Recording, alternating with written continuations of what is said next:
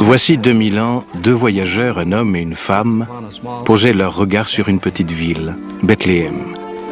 La femme enceinte avait fait le trajet depuis Nazareth. Le voyage avait été très difficile et inconfortable pour elle. Un afflux soudain de visiteurs avait rempli chaque auberge, chaque chambre de la ville. Le seul endroit où Joseph et Marie purent trouver refuge était un lieu où l'on mettait le bétail. C'est ainsi qu'est né Jésus, le Christ, le Messie, le Fils bien-aimé de Dieu. Le créateur de soleil, de lune et de mer tumultueuse était couché, emmailloté, frêle et sans défense, dans les circonstances les plus humbles qui soient sur terre.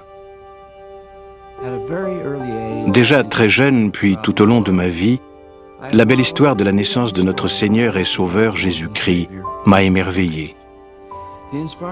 La partie la plus inspirante en est l'annonce faite par les prophètes de l'Ancien Testament et du livre de Mormon. Ils connaissaient le plan de salut et le rôle essentiel que le Christ allait jouer dans le salut de l'humanité.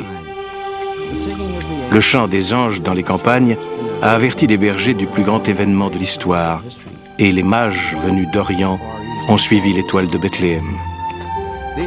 Ces événements inspirés ont suscité mon amour et ma compréhension de notre Sauveur bien-aimé.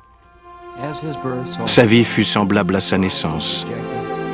Méprisé et abandonné des hommes, homme de douleur et habitué à la souffrance, il n'avait pas de place où reposer sa tête. À notre époque moderne où la gloire et le renom sont marqués par des médailles et des biens de ce monde, il nous semble presque inconcevable qu'un homme solitaire, sans demeure, sans influence politique, puisse changer le cours de l'histoire et de l'éternité. Mais je vous témoigne qu'il l'a fait. Jésus, le Christ, a enseigné les paroles de vie. Il a montré le chemin de la vérité, le chemin de la paix, le chemin du bonheur.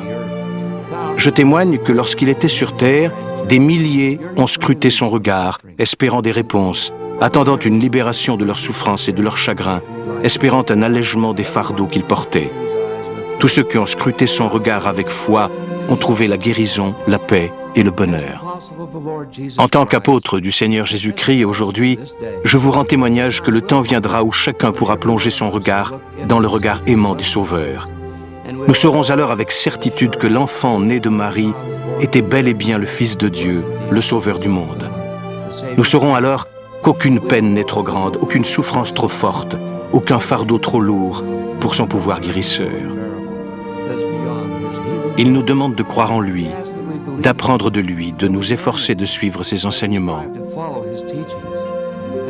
Je prie pour qu'aucun de nous n'oublie jamais le caractère sacré de cet événement et que chacun célèbre sa naissance en allant à lui et en gardant ses commandements au nom de Jésus-Christ.